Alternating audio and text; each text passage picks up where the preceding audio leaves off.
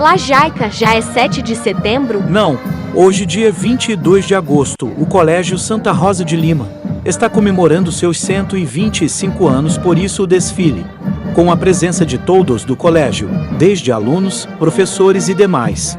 Teve também a banda marcial do Colégio São José de Tubarão, que é premiada até pelas coreografias, e ainda bem que o tempo ajudou, está um dia frio, mas muito bonito. E aí, você estava sabendo desse evento?